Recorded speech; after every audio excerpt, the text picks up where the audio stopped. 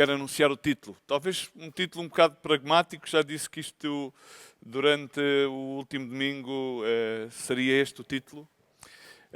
E é uma pergunta que é, provavelmente para muita gente pode, de certa maneira, criar-lhe questões, não é? De alguma maneira, inclusive, pode chegar enfim, a dizer, parece que se estão a contradizer, porque terminámos agora mesmo de cantar que esse é o meu Deus, um Deus de milagres, um Deus de promessas, que abre caminhos no deserto, que é a luz na escuridão, esse é quem tu és, e terminámos de dizer que Deus está aqui. Mas o título da mensagem é: onde está Deus agora? Onde está Deus no meio desta pandemia? Pessoas estão a morrer, o mundo está em stand-by, há pessoas que estão em desespero absoluto, pessoas que estão cheios de medo. E levanta-se esta questão: onde é que está Deus agora? Vêem-se posts nas redes sociais a dizer, bom, se dizia há por aí que esses lenços que faziam milagres e que oravam e que aconteciam, mas onde é que está Deus agora? As pessoas encontram-se numa situação de enfermidade, de cancro, pessoas encontram-se com diferentes situações, a serem infectados de Covid, os seus entes mais queridos a serem infectados, provavelmente alguns inclusive a sofrer a perda para a morte dos seus queridos, dos seus entes mais cercanos da família. E levanta-se a questão: onde está Deus agora? Onde está Deus agora? E vamos a ver, num aspecto da igreja, creio que de uma forma mais ou menos religiosa, a igreja tende sempre a querer afastar essas perguntas para a esquerda e para a direita e dizer, bom, tem fé, confia, Deus é soberano. Claro que sim, isso é a resposta a evitar a resposta. Mas a pergunta continua a ser patente na vida de muitas pessoas. Onde está Deus agora? E eu creio que de certa maneira, são questões que são legítimas, que são válidas, que não temos que as empurrar para os lados. Não temos que dizer às pessoas simplesmente confia, simplesmente tem fé. Mas, ao contrário, temos que dizer às pessoas que Deus recebe com agrado as suas questões. E Deus não somente recebe com agrado estas questões, senão Deus quer responder-te a essas questões. Ele quer responder-te porque Ele quer trazer luz, Ele quer trazer clarividência, Ele quer manifestar a sua verdade, porque a palavra de Deus diz, conhecereis a verdade, e se permaneceres na verdade, então sereis verdadeiramente meus discípulos. Assim que Deus quer trazer luz à tua vida, Deus quer trazer-te uma resposta. Se estás a questionar onde está Deus hoje, Deus quer responder-te. Queria orar. Pai, no nome de Jesus, queremos agradecer por todas as pessoas que nos estão a ver, todas as pessoas que nos estão a ouvir, Senhor, todas as pessoas em cujo coração e cuja mente, Senhor, questionam-se agora mesmo onde é que está Deus. Inclusive aquelas pessoas que são seguidoras, que são crentes, que têm fé diante das mais variadas circunstâncias da vida. Provavelmente aquela questão levanta-se: onde é que está Deus agora? Porque é que eu estou nesta circunstância? Onde está Deus agora? Assim que, Pai, no nome de Jesus Cristo, manifesta a Tua graça, Senhor. Cobre-me, Senhor, com a Tua unção, Senhor, e dá-me a graça de que por meio da Tua palavra, Senhor, Tu possas trazer respostas, Senhor. Tu possas trazer consolo, Senhor. Tu possas trazer renovo, Senhor. Tu possas trazer restauração. No nome de Jesus Cristo. Amém. Amém. E vamos ver a resposta a essa questão. E vamos ver que eu não quero de maneira nenhuma minimizar a situação na qual nós hoje estamos a viver e estamos a passar. É tangente, é real. O Covid-19 está aí, são preciso máscaras, são preciso luvas, são preciso materiais médicos, camas de hospitais, são preciso respiradores. E isso ao fim e ao cabo, é algo que é real, não podemos fugir daí. As pessoas precisam de uma resposta urgente. E essa resposta urgente também é pragmática, significa é ativa. Há pessoas que estão na rua. não têm, são considerados sem abrigo. Muitas vezes os nossos média e os nossos políticos têm falado ao longo dos tempos acerca do sem-abrigo. Mas onde é que está a resposta tangente a essas pessoas? Nós, como ministério, hoje em dia estamos todos os dias com a mão no arado, sem olhar para trás, com máscaras, com luvas, com elemento de desinfecção, e estamos diariamente a fazer um pouco, um grão de areia, a tratar de levar algum consolo, a tratar de levar algum alimento a essas pessoas que não têm a quem recorrer. Mas depois, hoje em dia, vem a outra resposta tangente. Onde é que está uma cura? Onde é que vamos buscar, enfim, uma vacina? Há várias perspectivas. Os cientistas não param de procurar. Os médicos não param. E, enfim, às vezes parece que se opõe um bocadinho a fé à ciência, mas não. Ou seja, nós precisamos de uma e precisamos de outra.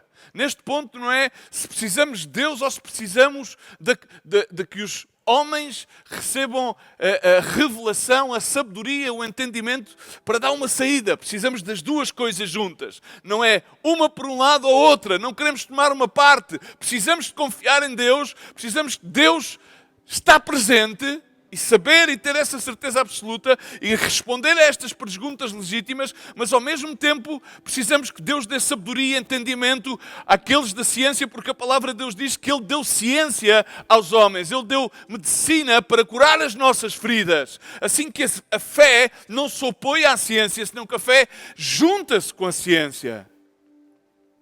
E não queremos tomar uma parte nem outra. Queremos conjuntar exatamente a fé com a ciência, com o entendimento. A questão é que hoje em dia, e sempre precisamos de ambas, a questão é que ambas provêm do mesmo lugar, provêm de Deus. Não há ciência sem Deus. Porque Deus deu a ciência aos homens. Deus deu entendimento aos homens. Deus deu sabedoria aos homens. E a palavra de Deus tem resposta para nos ajudar. A palavra de Deus tem indicações para nos ajudar em todas as situações das nossas vidas. Assim que não tem problema se te questionas. Não tem problema se tu questionas a Deus. Deus não vai ficar zangado com que tu lhe perguntes. Estás aí? Onde é que estás? Ele quer responder-te. E para poder responder a esta pergunta, eu queria ir ao epicentro da história de Jesus Cristo.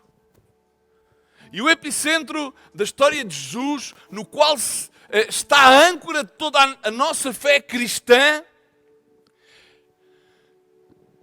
desenvolve-se num período, numa janela de tempo que são 3 dias.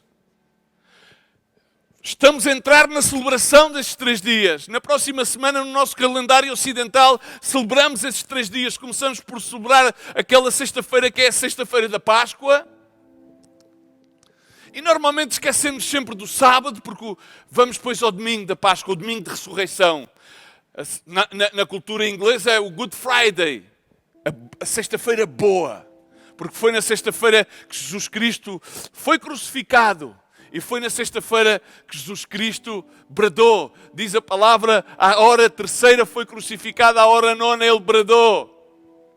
Bradou, expirou e disse, Pai, a ti te entrego o meu espírito.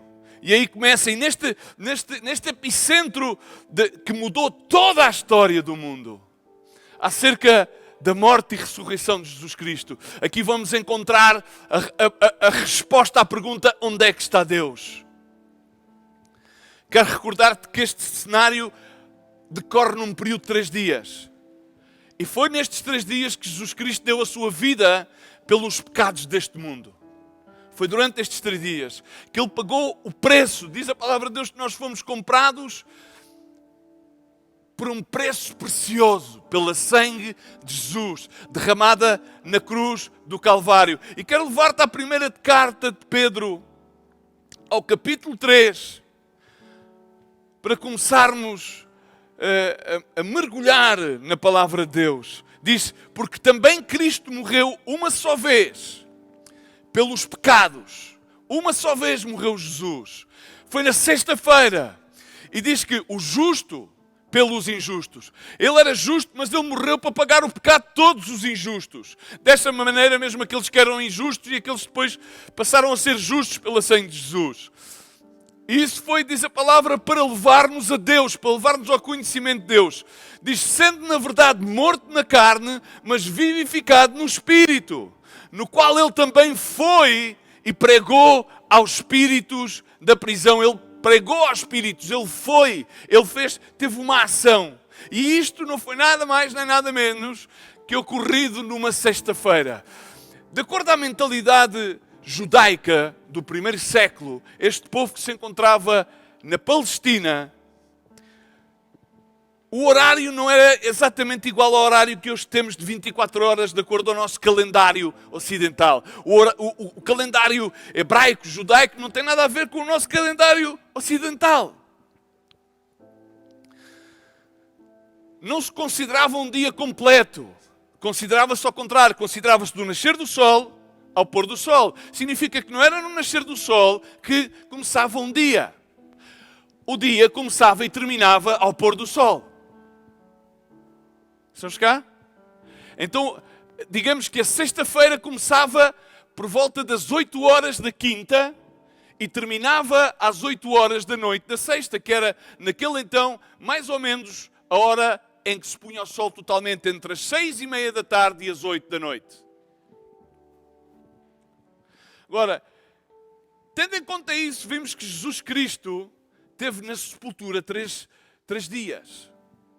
Pôde estar 3 dias, porque foi ao terceiro dia. Ele disse, indo ao relato de Mateus, vamos ver, e desde a hora sexta, houve trevas sobre toda a terra.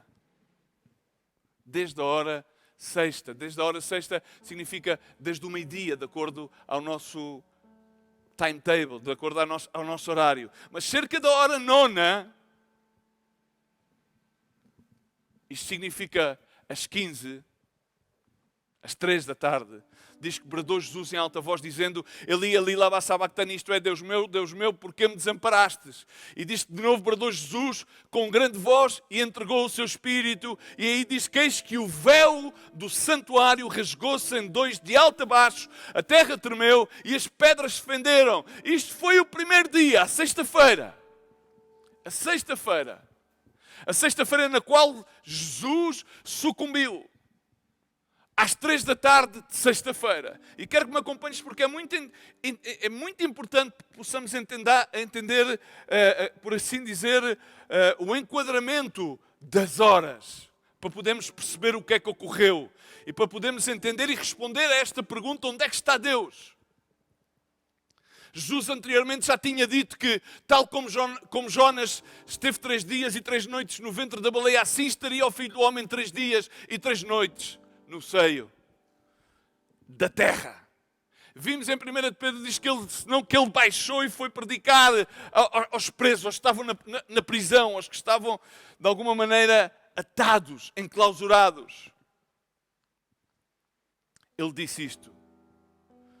Ora, isto foi a sexta-feira. Mas a questão é que temos que entrar no relato daquele dia que é o dia menos falado nesta história. Nesta história de 3 dias, normalmente nós, de acordo à nossa cultura, inclusive é cristã, enfaticamente fazemos ênfase na sexta-feira e no domingo. Mas entre a sexta-feira e o domingo, entre o primeiro e o terceiro dia, houve outro dia. E esse dia era o sábado. Era o Shabat, de acordo à lei hebraica. E nesse segundo dia, vamos ver como Deus nos vai responder à nossa pergunta.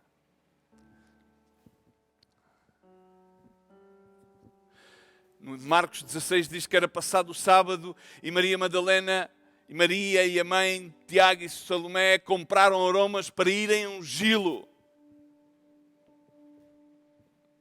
E diz que foi no primeiro dia da semana, muito cedo, ao levantar do sol, que eles foram. Mas no verso 6 de Marcos 16, fala acerca do terceiro, onde nós enfatizamos. Diz, ele porém disse, não vos atemorizeis, buscais a Jesus, aquele que estava, aquele guarda que tinham lá colocado naquele túmulo, um túmulo emprestado, Diz, ele, porém, lhes disse, não vos atemorizeis, buscais a Jesus o Nazareno, aquele que foi crucificado, ele ressurgiu, já não está, eis o lugar onde o puseram, ele estava neste túmulo, a pedra tinha rolado, o túmulo tinha estado fechado. E foi na sexta-feira que nós vamos poder ver José de Arimateia, uma pessoa com uma boa posição, uma pessoa que fazia parte, dizer, do núcleo principal dos judeus naquele... Mas ele era um seguidor de Cristo. E diz que foi na sexta-feira, da hora nona, que ele foi a Pilatos e que levasse o corpo e colocar naquela sepultura. Era um túmulo emprestado. E também em relatos do Evangelho de João vimos que não foi somente José de Arimateia, mas Nicodemos, outro principal dos judeus que tinha querido a Jesus Cristo, seguidor, que o ajudou a levar o corpo, e eles enrolaram num pano limpo fino e puseram estas ervas aromáticas, prepararam para colocá-lo. Aquele tempo teria tempo muito maior para a preparação do corpo. Eles não tinham tempo, porque às 8 da noite começava o sábado, às 8 da noite tudo parava para os judeus. E eles tiveram que, das 3 da tarde até às 8, de uma maneira muito rápida, ir a Pilatos, obter a autorização de Pilatos, agarrar o corpo, preparar o corpo, colocá-lo no túmulo.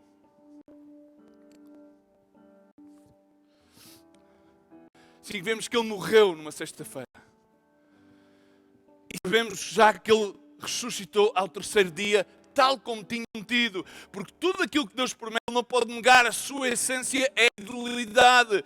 E este é o plano que Deus deu à humanidade, a salvação, culmina nesta história, neste espaço temporal de dias, onde se cumpre a escritura de João 3,16, que Deus tinha o mundo de tal maneira que deu o seu Filho unigênito, para que todo aquele que nele crê não pereça a vida eterna. Porque Deus enviou o seu Filho, ouve bem, Deus enviou o seu Filho, não para julgar o mundo, mas para que o mundo fosse salvo nele. Agora, quem crê nele, quem acredita nele, não é julgado. Mas quem não crê já está julgado, porquanto não crê o nome Filho unigênito de Deus. Amém. Muita gente diz, veio agora, foi Deus que mandou esta... Deus não mandou nada. Estamos simplesmente a agarrar na colheita aquilo que nós, por muitos anos, sempre da nossa base de fé cristã e judaica. E hoje ensina-se em todo o mundo ocidental que, de acordo aos nossos feitos, assim teremos uma consequência.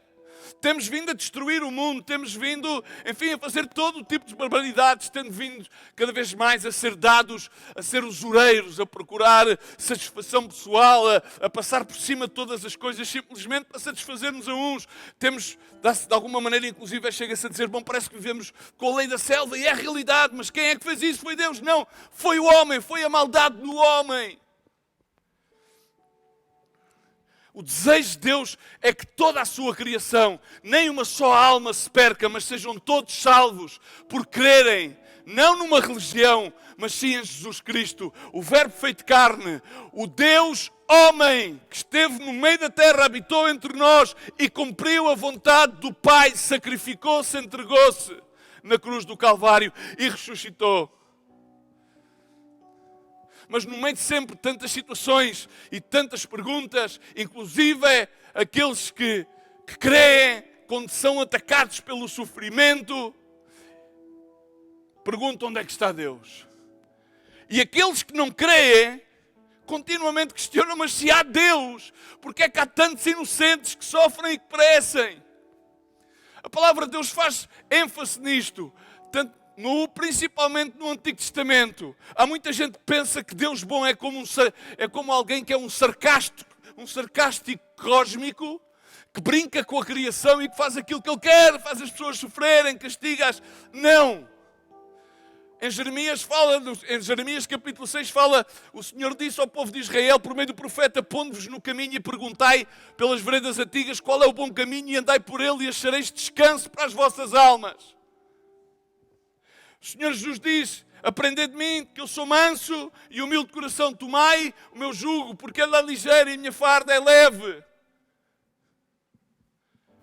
Vinde a mim todos aqueles que estão cansados, carregados, turbados, e eu vos farei descansar. Ele disse que ele enviou atalaias ao povo para estarem atentos à sua voz. Mas diz que o povo não quis. Então ele disse: ó terra, eu trairei o mal sobre o povo, o próprio fruto dos seus pensamentos. Assim que o mal que acontece é o fruto dos pensamentos do homem. Foi a maldade do homem impregnada no meio de uma criação completa e perfeita, criada por Deus.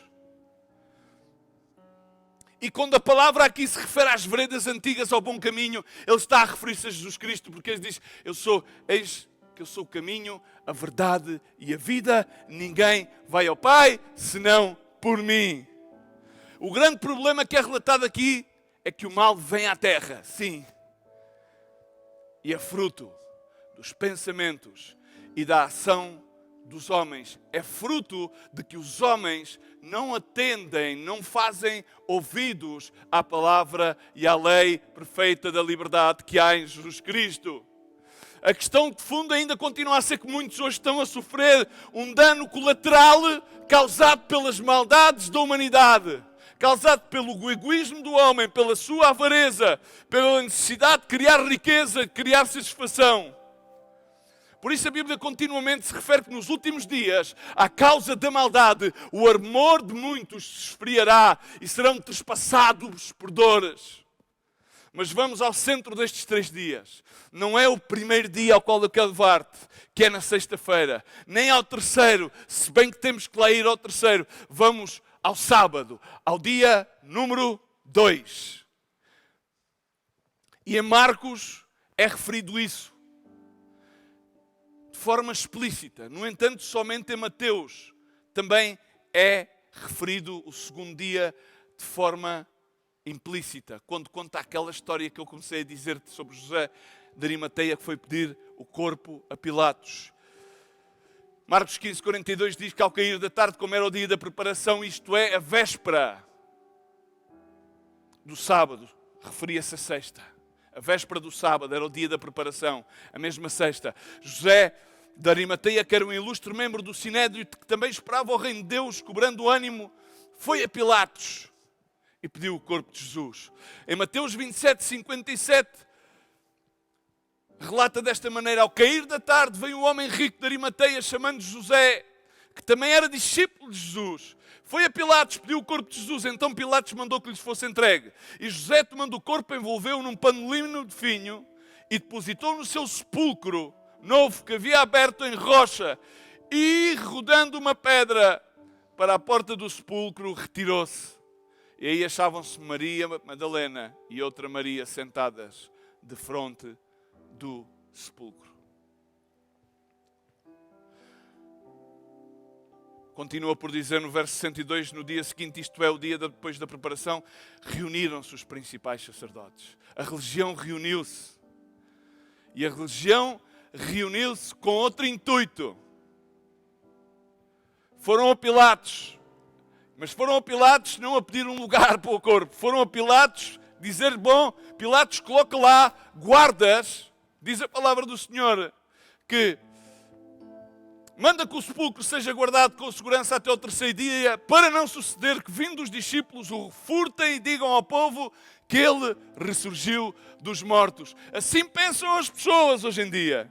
Vamos fazer qualquer coisa, porque não vai ser que estas pessoas aqui, os evangélicos, os cristãos, venham a pregar qualquer coisa, que isto aqui é um milagre. Porque as pessoas consideram que a mensagem de Deus é uma espécie de conversa fiada. Não, não é conversa fiada. Para entendermos bem, temos que voltar àquele tempo da Palestina. E é bom que entendemos aqueles horários. Os dias terminavam e começavam ao pôr do sol. Quando um dia terminava no pôr do sol e começava outro. E voltando à morte de Jesus, ao primeiro dia, diz que à hora sexta houve trevas. Começou-se a sentir os céus a bradar. O sol começou a escurecer. Não era próprio. A hora sexta era ao meio-dia. E então foi posteriormente, à hora nona, tudo escureceu. Jesus bradou. E a essa hora, às 3 da tarde, Jesus expirou na cruz do Calvário. Mas o pôr do sol seria somente à volta das 8 da noite. E assim que vamos considerar estas 8 da noite, aproximadamente o pôr do sol, significa que a essas horas, às 8 horas de sexta, teria início aquilo que era a tradição judaica do Shabat. Sábado, Shabat, o segundo dia, assim que o novo dia não começa de madrugada, não começa ao nascer do sol. O novo dia começa à noite, de acordo ao calendário judaico. Termina no pôr do sol e inicia o novo dia aí, assim que o sol se põe.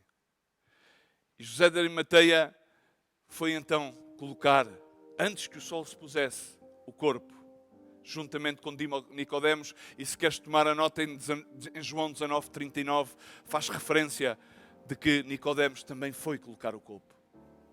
Obteram a autorização de Pilatos e foram colocar o corpo de Jesus. E bom, nós estamos acostumados a passar este segundo dia sem grande ênfase e passamos diretamente ao terceiro dia da ressurreição, porque ao fim Ele ressuscitou e aí consuma-se toda a promessa e aí está ancorada toda a fé cristã na morte e ressurreição de Jesus Cristo. Assim, tecnicamente, Jesus entrega o seu espírito ao Pai às 3 da tarde e depois das 8 da tarde, de sábado para domingo, Ele tecnicamente ressuscitou. Estamos cá?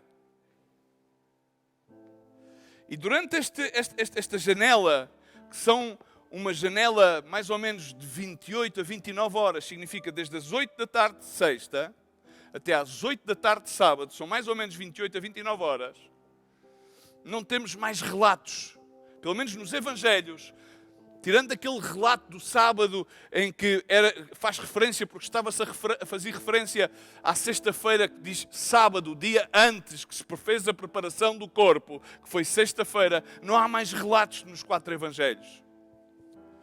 E aqui, de repente, quando Jesus vai para aquele túmulo, se fecha a pedra, até que depois há o relato da ressurreição.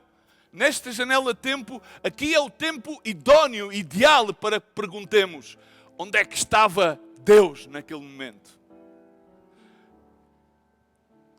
Entendamos que este homem tinha caminhado sobre as águas, ele tinha feito grandiosos sinais, maravilhas, milagres, ressuscitou mortos. Diz a palavra de Deus que viam que ele falava e ensinava como tinha grande autoridade e poder. Como nada já tivesse acontecido até aquele momento na terra. Mas agora, o que é que está a acontecer? Ele morreu. Onde é que ele está? Agora encontramos os seus seguidores perplexos. Encontramos os seus seguidores num Shabat, fechados em casa, com medo, com frustrações, a perguntar onde é que está agora? O que é que vai ser agora? Eu acredito que Deus estava em vários lugares. Mas o primeiro lugar onde Ele estava e onde Ele está sempre é que Deus está sempre perto.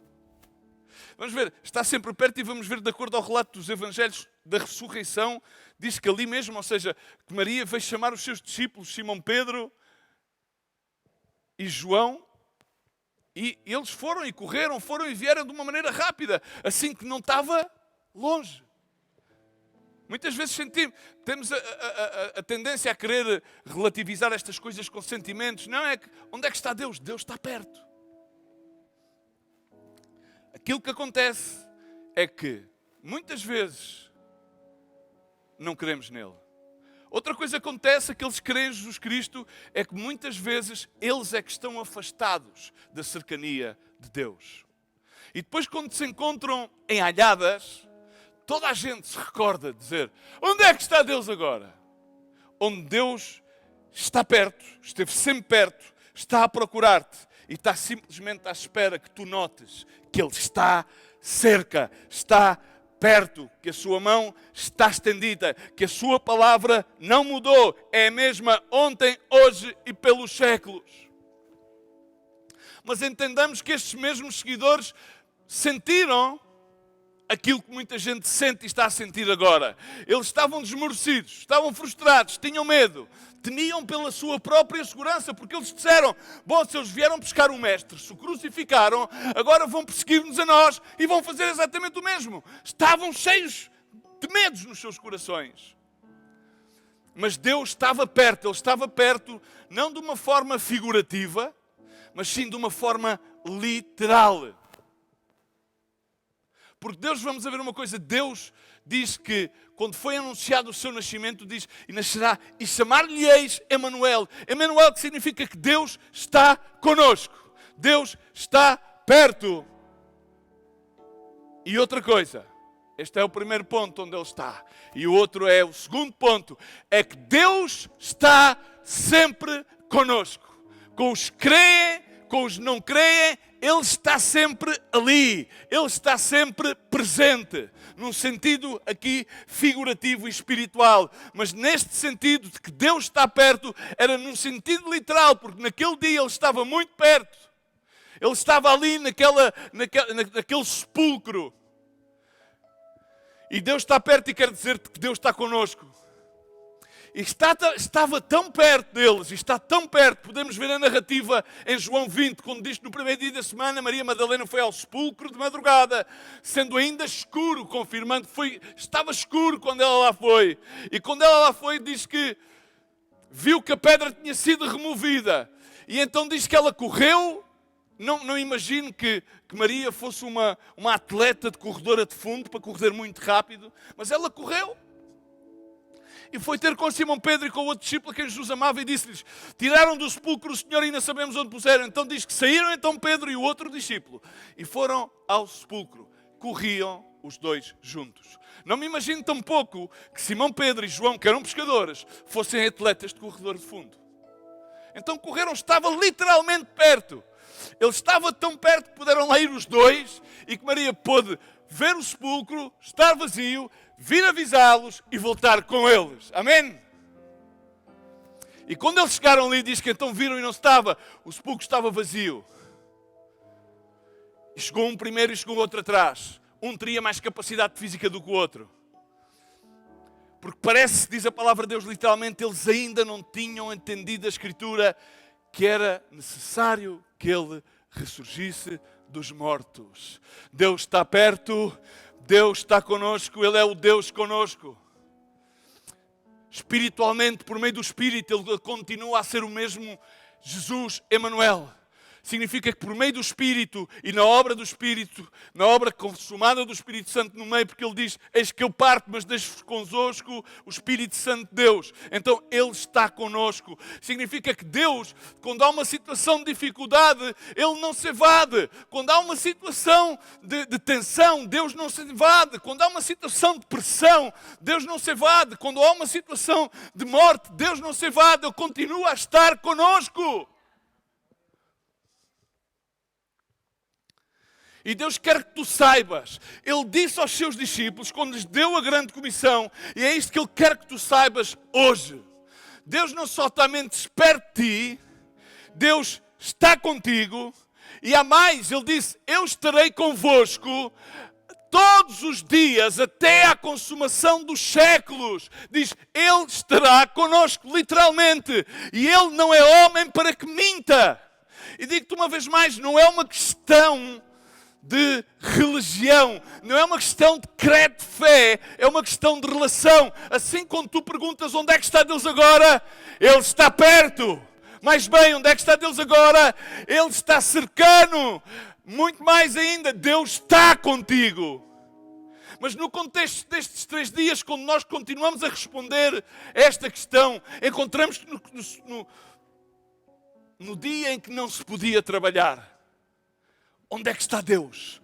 No dia 2, no segundo dia, no sábado, das 8 de sexta às 8 de sexta para sábado, onde é que se encontrava naquela janela de 28 horas? Mas quando nós ouvimos esta questão, vamos pensar assim, mas bom, se era o sábado, eu não acredito que Deus pudesse estar a trabalhar. Jesus Cristo respondeu aos fariseus, uma das vezes que o confrontavam porque ele fazia milagres no sábado, ele diz, não. O meu pai trabalha e esta hora ele trabalha. No sábado o meu pai está a laborar. Mas é neste sábado, era o dia de descanso. Parece um bocado estranho o sábado. O dia sábado, entendamos, e para isso temos que voltar a Gênesis para poder entender o valor do sábado. O sábado que era o dia de descanso. E vemos em Gênesis 2, vemos que o sexto dia foi o dia no qual Deus criou o homem, a mulher, colocou-os no jardim, deu-lhes mordomia, significa responsabilidade, e manteve a partir daquele então uma relação com eles. Agora, diz no verso 2 de Gênesis, diz, havendo Deus completado no dia sétimo a obra que tinha feito, descansou nesse dia de toda a obra que fizera, e abençoou Deus o sétimo dia e o santificou, porque nele descansou toda a sua obra que criara e fizera. Vamos ver uma coisa, vamos racionalizar isto de uma forma muito simples. Eles tinham terminado de ser lá postos há um dia atrás. Eles não estavam cansados, ou seja, vamos ver uma coisa. Deus não se cansa. Outra coisa, Adão e Eva não estavam cansados. Fazia um dia que tinham sido colocados ali no jardim. Não lhes tinha ainda sido pedido para trabalhar. Simplesmente tinha-lhes sido otorgado. Assim que eles não precisavam de descanso. Não tinham trabalhado, nem estavam cansados. Mas o sentido do sábado não é este. As pessoas quando pensam em descanso, o sentido do sábado é que a malta esteja relaxada, tudo porra. Não. O sentido do sábado que Deus está a dar aqui é sempre o mesmo ao longo da história, quer na cultura hebraica, quer para nós, que depois podemos dizer, não, quer ao sábado, quer ao domingo. Não, era que havia que haver um dia que era dedicado a contemplar a formosura da obra de Deus, a senhoria, a magestria, a majestade com a qual Ele criou todas as coisas. E diz a palavra em Gênesis que Ele tudo fez bem, Ele tudo fez bem, Ele tudo fez muito bem, e entender que Ele fez-nos tão bem a nós, para termos uma relação pessoal com Deus, que foi quebrada aí no Jardim do Éden, por causa da desobediência do homem. Assim, não podemos otorgar-lhes a Deus a responsabilidade das catástrofes. Não é que Deus não emitia juízo ao longo dos tempos. Ele emitiu juízo. Não é que diz não continua a ser um juiz e é um juiz justo. Mas Ele é um juiz tão justo que continuamente ao longo dos tempos, com o seu povo, Ele emitiu juízos de uma forma pedagógica para que o seu povo se arrependesse e voltasse a face para Ele. E Deus permite que sucedam muitas coisas à causa da maldade do coração dos homens, para que a criação se volte ao Pai e clame e entenda que Deus está perto. Que Deus está conosco. E apesar de nos ter consagrado um dia para estarmos com Ele, Ele disse que o meu Pai trabalha, até agora trabalho e eu trabalho também. Deus está a trabalhar. Deus está. No segundo dia, onde é que estava? Ele estava a trabalhar. Efésios 4, versículo 8, foi assim dito. Subindo ao alto, levou o cativo e o cativeiro e deu dons aos homens. Ora isto, Ele que subiu, que é senão que também desceu às partes mais baixas da terra. E aquele que desceu é também o mesmo que subiu, muito acima de todos os céus, para cumprir todas as coisas. E quando voltamos a 1 de Pedro, versos 19 e 20... diz, no qual também foi e pregou aos espíritos na prisão, os quais noutro tempo foram rebeldes, quando a longanimidade, a bondade de Deus, esperava nos dias de Noé, enquanto se preparava a arca, na qual poucas, isto é, 8 almas se salvaram através da água. O mesmo que subiu, Ele baixou. E não podemos ver em nenhum relato dos Evangelhos o que é que estava a acontecer naquele segundo dia do descanso. Não podemos ver. Assim que, para além da nossa razoável e possível compreensão, o que é que Deus estava a fazer? Deus estava a trabalhar. Mas vamos ver, Deus não iria deixar de cumprir uma lei que Ele mesmo próprio deu aos homens, um mandamento de descansar ao sétimo dia. No sábado não podiam. Era o sábado. E Deus não iria quebrantar a lei. Ele diz, eu não vim para quebrantar a lei, eu vim para confirmar toda a lei. Eu fui confrontado com isso. Eu disse, não, eu não vim para quebrantar a lei. E a lei é a lei dos profetas. Não, eu vim para confirmar a lei dos profetas. Ele não iria quebrantar o mandamento. Mas ele foi derrotar a morte. E como é que eu podia ter derrotado a morte? Entendamos uma coisa. O sábado iniciava-se às 8 da tarde, ok? Então significa que das 3 da tarde às 8, quantas horas é que existiram? Das 3 às 8, 5 horas. Fazendo a matemática de Deus, que diz que para Deus um dia é como 1000 anos e 1000 anos como um dia, e quando começamos a fazer a matemática de 1 hora na economia de Deus, no tempo de Deus 1 hora é equivalente a 46,5 anos aproximadamente. Assim que 5 horas multiplicadas por 46,5, não vou fazer a matemática porque vamos pôr somente 46,5 horas, que foi o período das 3 às 8, significa, eram 5 horas vezes 46 anos. Deus teve todo o tempo que necessitava para fazer tudo aquilo que Ele necessitava fazer, que era consumar a obra que Ele tinha dito, e consumado está. Ele foi lá para terminá-la, Ele baixou, Ele arrebatou as chaves da vida, Ele venceu a Satanás, Ele destruiu todos os principados e todas as potestades naquele período de tempo, e Ele cumpriu o sábado. E depois, posteriormente, tecnicamente, nesse sábado, às 8, depois das 8, Ele saiu antes de madrugada, porque diz que Maria, quando chegou lá, era de madrugada, ainda estava escuro, e a pedra já tinha sido movida, e Jesus já tinha ressuscitado, amém? E Deus estava a culminar completamente todo o trabalho que nos livrava a nós do poder das trevas. Ele estava a culminar todo o trabalho que nos livrava de toda a condenação. Eu estava a consumar aquilo que Ele tinha dito a Pedro, quando Pedro revelou que Ele era o Cristo, o Deus vivo. E Ele disse-lhe, tu és Pedro, e sobre esta pedra, sobre esta verdade, edificarei, e as portas do inferno, as portas do Hade, não prevalecerão contra ela. Jesus Cristo foi lá e tomou a certeza absoluta e segura que as portas do inferno não vão poder contra a sua igreja, não vão poder contra ti e contra mim. Porque diz a palavra de Deus em Hebreus 2,14, porque pela morte Ele derrotasse aquele que tinha o poder da morte, isto é, o diabo. Assim que onde é que está Deus agora? Deus está a trabalhar. Mas tu dizes, bom, eu não posso ver, claro, não podemos ver, mas esperemos pelo domingo. Quando chegamos a domingo, então, vamos poder começar a entender, vamos começar a ver. E está a chegar o dia no qual já passaram os outros dois.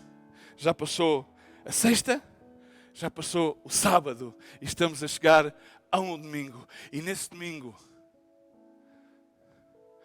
no meio de toda esta dor, no meio de toda a confusão, toda a angústia, temos que entender que Deus está a operar algo maravilhoso que nós vamos ver no domingo. Mas vamos, até que cheguemos ao domingo, temos que resistir firmes na fé. Apesar que muitas das vezes nos assolem perguntas e questões, temos que confiar, temos que reter a confiança, porque tal tem grande galardão. Temos que entender que as promessas de Deus deu a David e a muitos outros seus servos, que sempre iria diante dele, porque ele ia estar sempre à sua direita, para que não fosse abalado. Ele está connosco. Quando Ele disse para que se fôssemos fortes e corajosos e não temêssemos nem nos atemorizássemos diante dos inimigos, porque se o Senhor é o nosso Deus, é quem vai connosco, Ele não nos deixará nem nos desamparará. E hoje mais que nunca, eu creio que estamos a ver, quando nós vimos multidões separadas por um espaço físico, porque têm que estar confinadas, como vimos em Itália, um país predominantemente católico.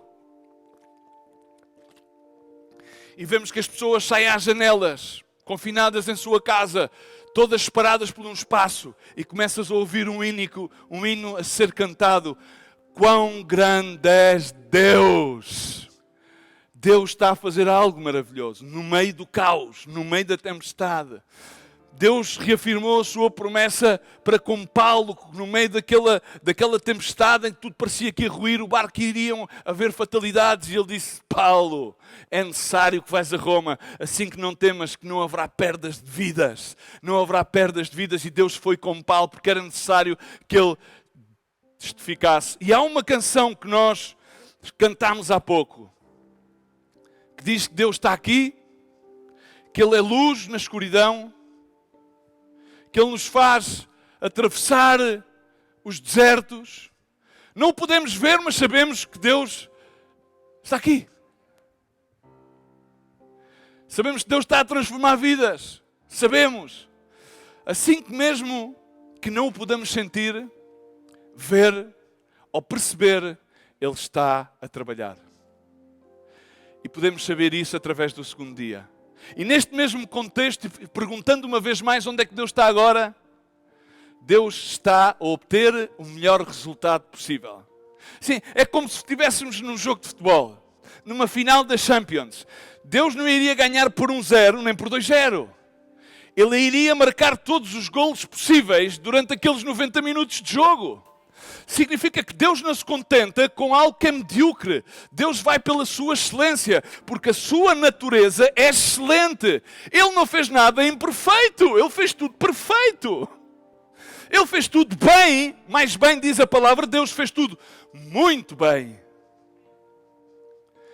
E o que Deus está a fazer é buscar a salvação de muitas, e quando digo muitas, acho que não pode caber nem na nossa pequena mente mesquinha a quantidade de almas, a quantidade de pessoas pelas quais Deus está a trabalhar. Ele está a causar um despertar no seio da sua igreja. Ele está a despertar as consciências dos seres humanos à face de toda a terra. E mais bem outra coisa, Ele está, de certa maneira, a quebrar todos os paradigmas da religião, porque olha, estamos numa sala onde estamos 4 ou 5 pessoas, somente. Prega-se o Evangelho uma pessoa sozinha, glória a Deus, e provavelmente hoje está a ouvir-se o nome de Deus mais que nunca até aos dias de hoje, e mais que nunca neste século XXI, onde existe uma sociedade completamente torcida e contra os valores morais éticos, que nos deixou os ensinamentos de Deus, a sua lei da perfeita liberdade, para que nós pudéssemos aproveitar em pleno a vida abundante que Ele nos oferece para viver. Mas para entender isto, temos também outra vez voltar a Gênesis e ver a história de um rapaz que se chamava José e que era o preferido do seu pai e que tinha outros irmãos.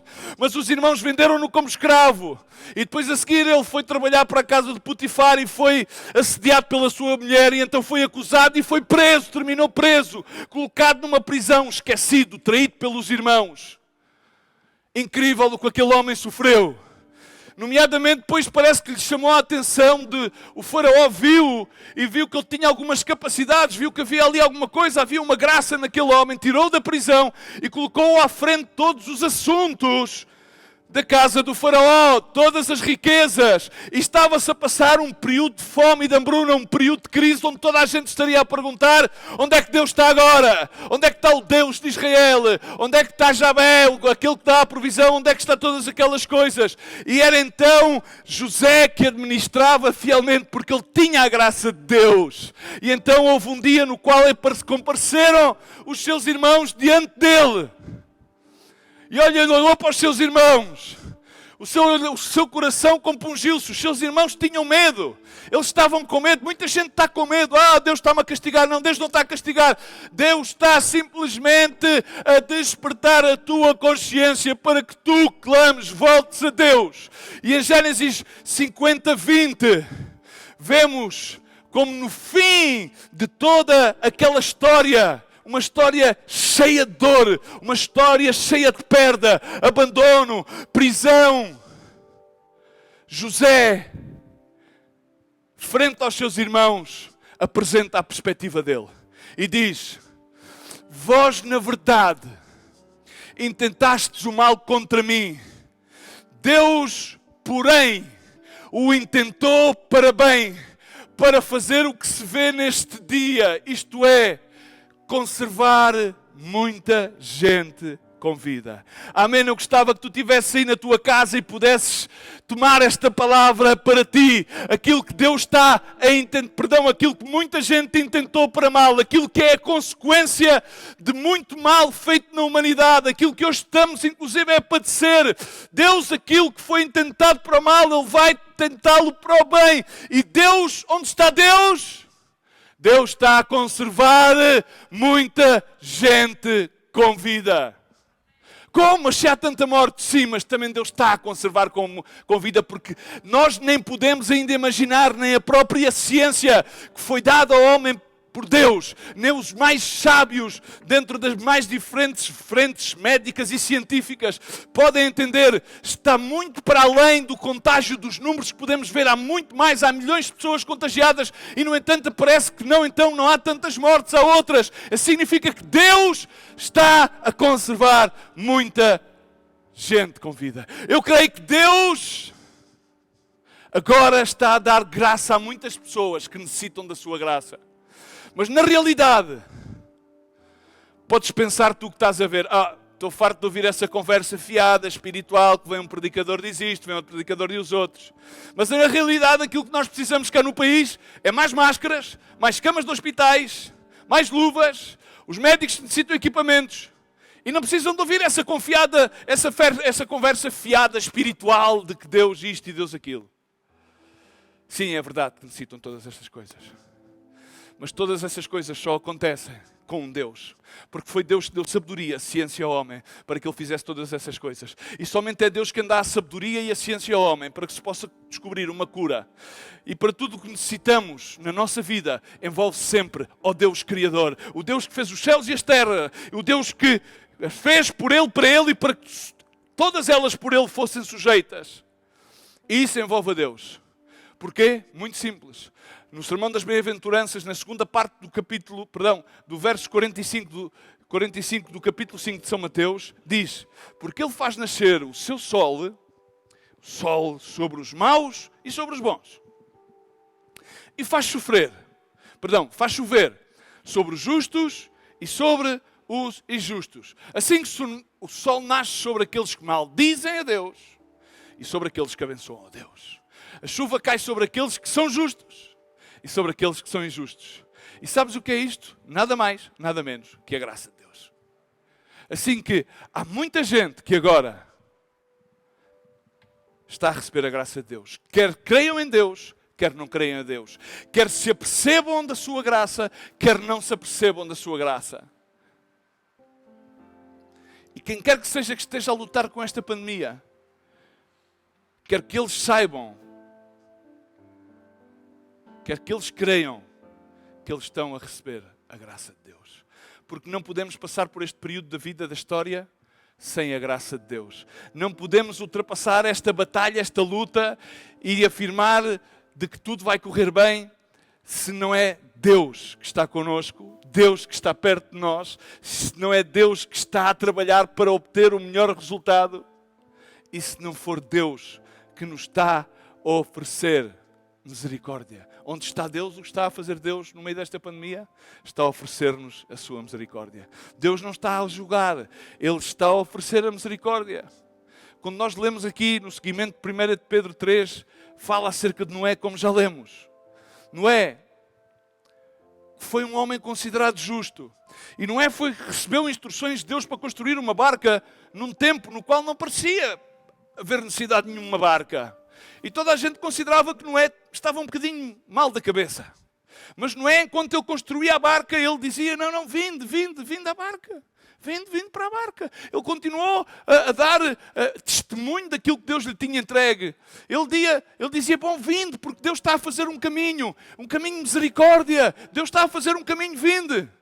Sim, Deus estava a providenciar um caminho. Ele tinha um homem a construir uma barca, no meio do nada, ele estava a dizer às pessoas, venham para cá, venham a mim, venham à misericórdia. E em momentos como nós, como estes, perguntamos onde está Deus, quer dizer que Ele está a chegar perto de ti e Ele está a oferecer-te aí onde tu estás, na tua casa, na tua sala, onde possas ver esta transmissão. Deus está a oferecer-te uma oportunidade de misericórdia. Necessitamos um milagre, sim, um milagre científico, mas sobre todas as coisas, do que é que vale que uma pessoa seja curada do Covid, se sai de um hospital e depois vai passar o resto da sua vida e em eternidade sem conhecer o Deus que deu a vida, o Deus que ganhou a morte e oferece uma vida eterna. Deus está cerca, Ele está a trabalhar, Ele está a fazer o mais grandioso trabalho que podemos imaginar. Deus está a oferecer-te misericórdia a ti e a mim. E o que é que significa o segundo dia, esse sábado? Bom, nós não somos judeus, não.